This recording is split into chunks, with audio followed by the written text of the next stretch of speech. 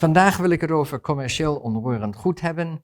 And hang on a minute, you probably don't understand that. And here's the challenge I face. Even though I speak 6 languages, when I speak commercial real estate, many people don't understand me. So today I want to go over the 10 most common terms that I think you need to know to become acquainted with commercial real estate so that you can invest with confidence.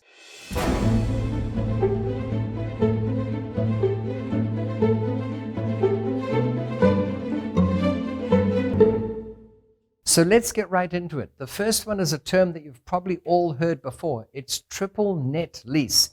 Just what does it mean? Well, to explain it, you've got to understand that when it comes to residential property, you as landlord usually collect the rent, but out of that rent, you have to pay for the property expenses such as property taxes, insurance, and maintenance. But with most good commercial lease documents, it's the tenant who pays the property taxes, insurance, and maintenance. In other words, the lease rental that you collect is net of those 3 items. So that's what the term refers to. It's a triple net lease. It's net of property taxes, net of insurance, and net of maintenance. The tenant pays for those items. The rent that you collect is net in your pocket.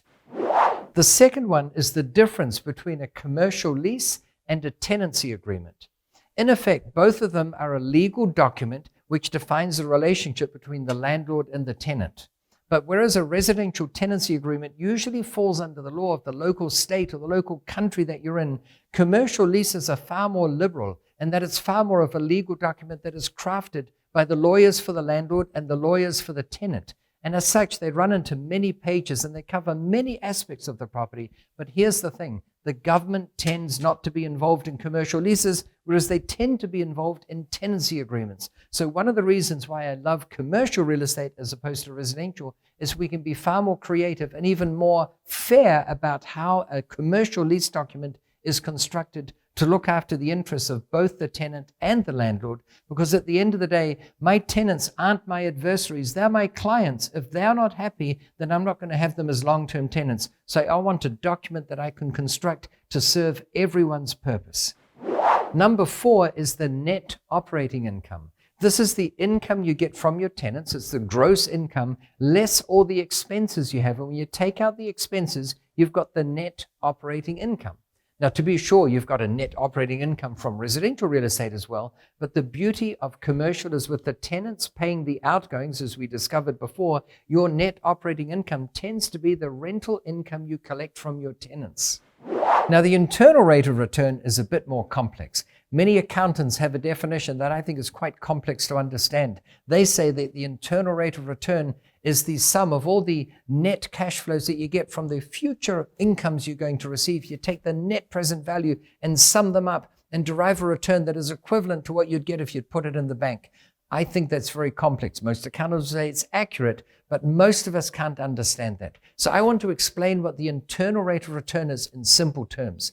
Imagine that you've got a property and you have to put in a down payment to buy it. And then every month you get net rental coming out after all expenses. And after a certain period of ownership, you're going to sell that property and then you take all your expenses out. The internal rate of return is the return that a bank would have to give you, such that if you gave the bank that same down payment, they could afford to give you the net rental incomes at the end of every month. And at the end of that 5-year period of ownership, they can give you the net proceeds. Whatever the interest rate is that they have to offer you to generate that money from that down payment, that is your internal rate of return. So with a commercial property, you've got rental income coming in, and then you've got net rental income after all your expenses. And then you also have a mortgage payment that you have to make. And banks are very interested in the ratio between the rental income you're collecting and the money you're paying the bank. It's called the debt servicing ratio. And generally, banks on commercial deals want that debt servicing ratio to be at least 1.25. In other words, they want you to make 25% more from your rental income than you're spending on the bank. Now, if you buy a property very well, you might have a debt servicing ratio of 1.5 or 1.6. I've bought properties where the debt servicing ratio has been over 2. That means I've earned twice as much money from rental income as the debt servicing cost me. That is a great deal. Often when you buy a commercial property, you need financing for it. You can't afford to buy it with cash. And I would say this, even if you did have the cash to buy it, you might be better off looking at a more valuable property that you need some debt on.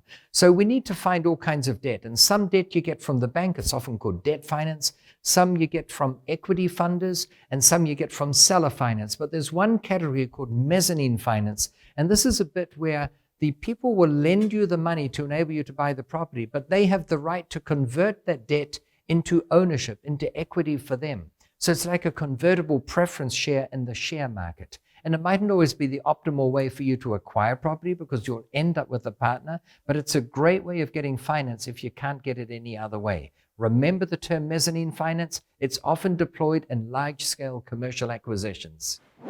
Now, number 8 is the capitalization rate. Often this is referred to as the cap rate. And I think many people get this wrong. They say this building is selling at a cap rate of 5%.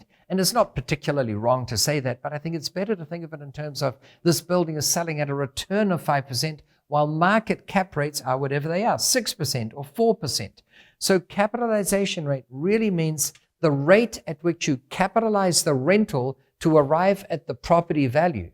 You see, a return is a number that you derive by taking the rent and dividing it by the purchase price. That gives you the return. The capitalization rate is the rate at which you capitalize the rental to arrive at the property value. And when you fully understand this, you will make a lot of money in commercial real estate because you'll start to realize that if you double the rental, you will double the value of the property. All you have to figure out now is what can we do to this property to increase its value? We need to find a tenant where it's vacant, or we need to find a better tenant where currently there's a mediocre tenant. Now, number 9 refers to an assignment of lease. You see, if you have a residential property and your tenant leaves, even if he runs, you can't figure out a way of finding a replacement tenant that involves the outgoing tenant. But if you've got a business that is a lessee, a tenant in a commercial premise, and they sell the business, they can't just leave. They can't sell it to anyone. The lease assignment to the new buyer of that business has to be approved by the landlord. And this gives you the right to make sure that it's a bona fide business buyer, not that the existing tenant's just trying to get out and he's not paying $1 to some bum off the street to take over his lease, knowing that he'll never be able to pay it.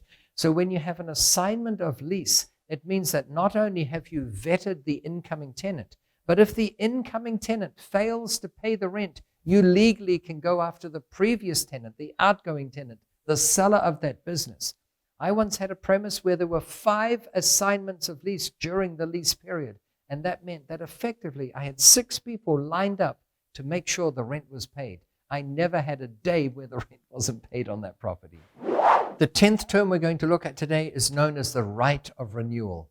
You may have heard that tenants will have a commercial lease that's, say, 5 years long, but they've got 2 rights of renewal of 4 years each. And what this means is that as their initial 5-year term comes to an end, they have the right, but not the obligation, to exercise that right of renewal and sign up for another 4 years in this case. Now, to be sure, this is a benefit that confers exclusively to the tenant and not the landlord. You, as landlord, can't force the tenant to take up that option for another 4 years and subsequently again another 4 years.